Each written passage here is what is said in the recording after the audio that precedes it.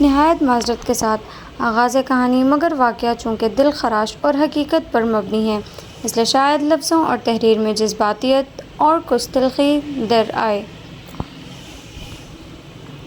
چند برسوں سے ایک المیہ زور پکڑتا جا رہا ہے کہ ہم پاکستانی انسان کو انسان سمجھنے سے قاصر ہیں۔ اس کا دکھ، درد، غم میں شریک ہونا تو درکنار، بلکہ مختلف واقعات و حادثات میں اسی کے خون سے اپنے ہاتھ رنگتے نظر آ رہے ہیں۔ جب انسانوں کے ساتھ ہمارا یہ رویہ ہو تو جانور کو تو پھر واقعی جانور ہی سمجھا جاتا ہے۔ خدا را میرے معزز قارئین بالکل یہ خیال نہ کریں کہ اس تحریر کے ذریعے میرا مقصد پاکستان یا اس کے باسیوں کا منفی پہلو سامنے لانا ہے، مگر حق گوئی کا حق بھی ادا کرنا ایک لکھاری کے اولین فرائض میں سے ہوتا ہے۔ ہم نام نہاد مسلمان بہت ہی آسانی سے رحمت للعالمین حضرت محمد صلی اللہ علیہ وسلم کے جانوروں کے حقوق کی تعلیمات کو نظر انداز کر دیتے ہیں۔ جانوروں کے حقوق پامال کرتے ہوئے نہ ہم ان کے دکھ، تکلیف، جذبات و احساسات کو اہمیت دیتے ہیں، بلکہ ان کے وجود کو ہی بے معنی و بے مقصد تصور کرتے ہیں۔ تمہید تھوڑی طویل ہو گئی، مگر یہ ناگزیر نہ تھی۔ چلیں سچی کہانی کا دکھ کو محسوس کرنے کی کوشش کرتے ہیں۔ ہمارے ہی معاشرے کا ایک خاندان جانوروں سے نہایت انسیت رکھتا ہے۔ جی ہاں، حیران نہ ہوں، آج بھی ایسے لوگ بستے ہیں یہاں۔ انہوں نے 2 بلے پال رکھے ہیں۔ والدہ کی طرف سے گھر میں کتے پالنے کی اجازت نہیں ہے، اس لیے انہوں نے کچھ عرصہ قبل گلی میں پھرنے والی ایک چھوٹی سی کتیا کو اپنے گھر کے ساتھ والے خالی پلاٹ پر گھر بنا دیا، جسے انہوں نے گولڈی کا نام دیا، کیونکہ اس کا رنگ بہت ہی پیارا سا سنہری ہے۔ وہ کتیا بہت سمجھدار ہے۔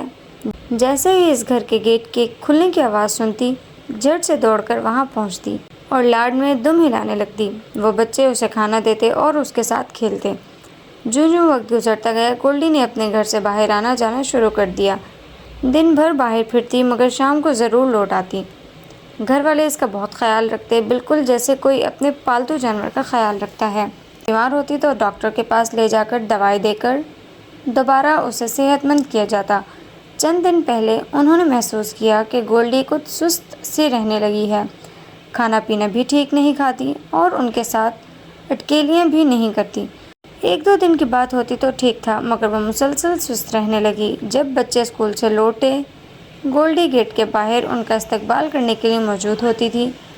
بچوں کا اسے پیار سے تھپتھپانا گولڈی کو ایک انوکھی خوشی اور نئی توانائی دینے کا باعث بنتا تھا۔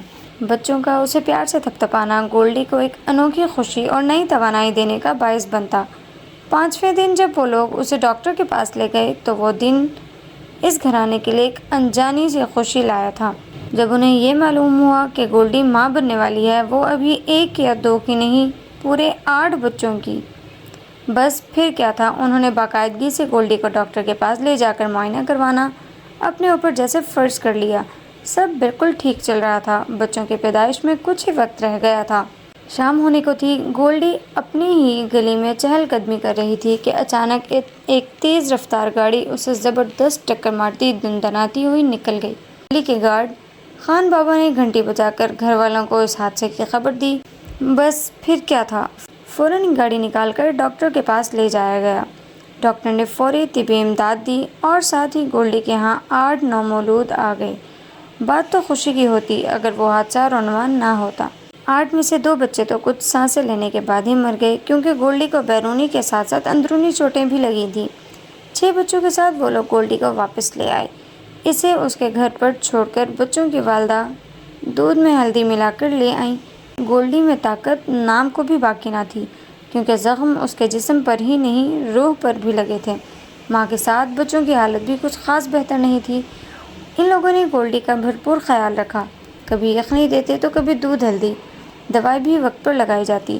ایک دن گولڈی اپنے گھر سے بمشکل تمام باہر آئی اور گیٹ کے باہر لیٹ گئی۔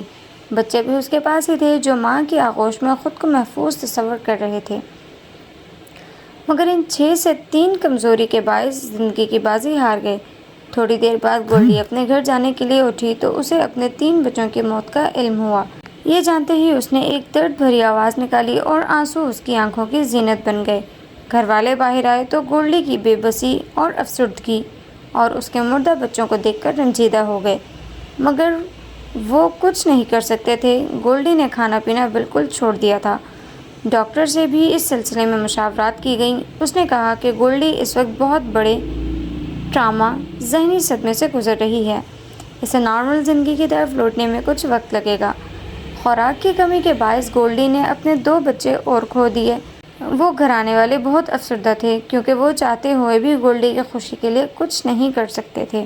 گولڈی کے لیے اس کی کل کائنات اس کا واحد بچ جانے والا بچہ تھا، مگر شاید مزید آزمائش گولڈی کی منتظر تھی۔ چند دن بعد گولڈی نے اپنا آخری بچہ بھی کھو دیا۔ اس کے بعد تو جیسے گولڈی کی دنیا ہی ختم ہو گئی۔ ہر وقت کی اداسی اور کھانے پینے سے بے رخی نے گولڈی کو نہایت نحیف کر دیا۔ یہاں ایک بات واضح کرتی چلوں کہ رب تعالیٰ نے انسانوں کو ہی نہیں، جانوروں پرندوں کو بھی ممتا کے جذبے سے روشناس کروایا ہے، جیسے ہم انسان یکسر نظر انداز کر دیتے ہیں۔ گھر والوں کا خیال اور توجہ نے گولڈی کو کس قدر زندگی کی طرف لانے میں مدد دی۔